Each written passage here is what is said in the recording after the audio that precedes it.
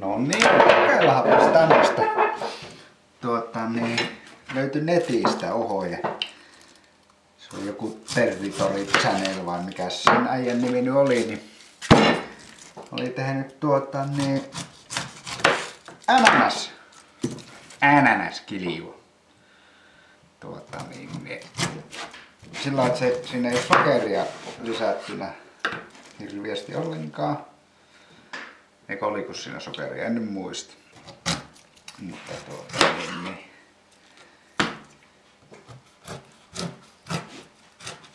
katsotaan minkälainen sitten tulisi. Ihan kokeeksi kanssa tämmönen pieni satsi tätä ananasjuomaa, kiljua, viiniä. Miksi sitä nyt kukin haluaa sanoa? Kiljuahan tämä on, vaikka kaikkea vaan sanoo mitä ne sanoo sitten. Kiljuahan siitä tulee. Olisikohan tää pitänyt pestä? Ei kyllä mitään tiedä. Virautetaan vähän.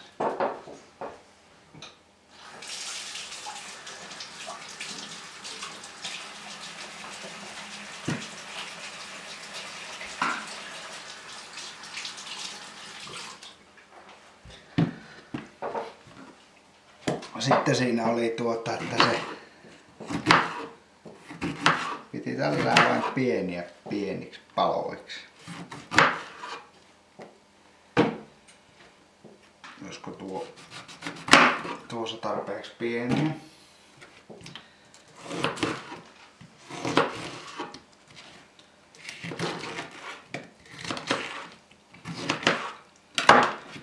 Kokeillaanpa tämmöstä.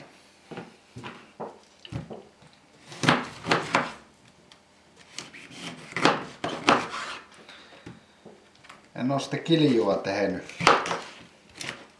varmaan yläasteen jälkeen. Voi olla, että en tuu ikinä enää tekeenkään tämän jälkeen. Ajatusta saa vähän kuottaa, mutta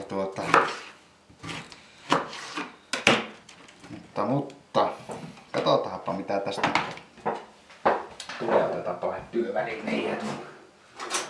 Sulla tämmöisellä perunassurvaimella pitäisi saada kuulemma tätä ananasta vähän rikottua. Tulikaan vähän tääkä ottaa pois. Sitten vähän pois. Mutta tämmöisellä tässä on vähän rikki tämä ananaksen pinta ja vissiin tää niin sanotusti tätä mehua vähän täältä irti. Kylläpä se ainakin siihen malliin tuolla roiskahtelee, että jotakin tapahtuu. No se eka palaset siinä. Voi että mä ootan sitä hetkeä, kun emäntä tulee kotiin ja se näkee, että meidän keittiön pöydällä on pönkkö kiljua. Se voin sanoa, että se hyppii varmasti pitkiä seiniä riemusta. Mutta eihän sitä tiedä. Tämähän piti olla kuulemma vaan tajuttomaan hyvä.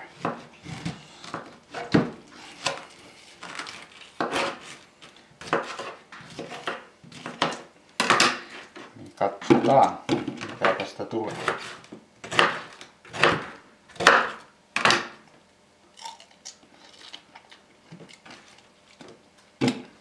Mä jos sen paras ananas kyllä tähän. Tämä ei oo todellakaan vielä kypsä aivan täysin. Aivan täysin ei ole kypsä.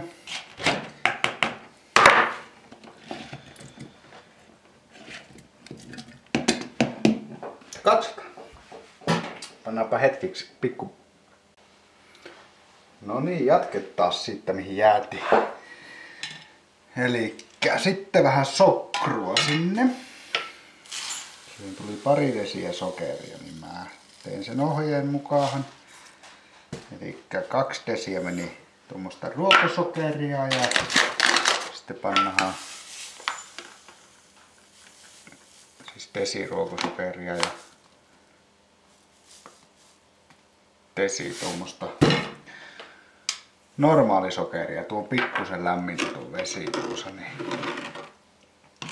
saa tämä hyvällä tuurilla tämä sokerin tänne liukeneen.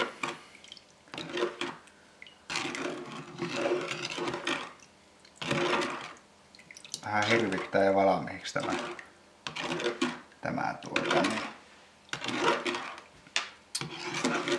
Koko juttu, mutta katsotaan. Kun on viikon ollut sairaslomalla, niin rupeaa käymään vähän aika pitkäksi.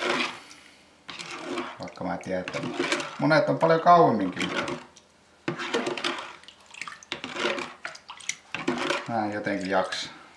Tää on jotenkin hirveän tylsää. Elikkä nyt pannahan litra tuosta ihan normivettä sinne. Ja sitten pannahan tähän sokerivesi sinne. Pöntsikkä. Ja sitten nyt pantiin kanelitanko. Niin, mä en oikein tiedä kuinka vahvoja nämä on, mutta pannahan vaikka 2. En oo ikinä elämällä käyttänyt. Sitten vähän sekoitellaan. Tämähän pitäisi nyt lähteä käymään sitten. Tämänhän pitäisi lähteä käymään ilman hiivaa. Mutta mä ajattelin, että mä ihan vähäpaan. Ihan hituisempaan hiivaan. Mä ajattelin, että mulla on tämä ominaispainomittari, niin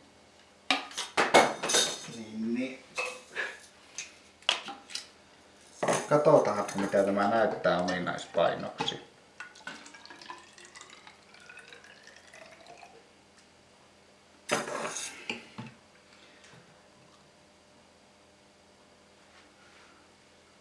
Tämähän näyttää semmonen 1 piste. Ettekö kupliin, niin ettei tää on näin. Mä en tiedä, onko tässä joku vika tässä mun mittarissa, kun tämä ei pysy suorassa. 1,025.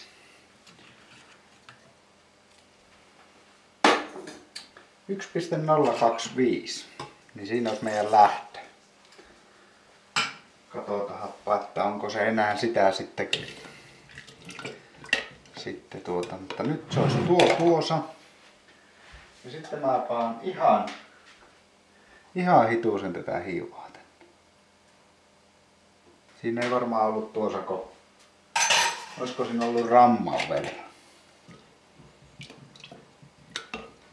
Ei varmaan rammaakaan, ihan perus kuiva hiivaa. Ihan perus kuiva hiivaa, en tiedä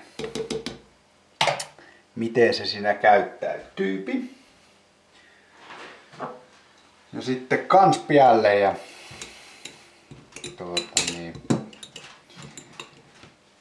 pikkusesta öksytellään tuossa.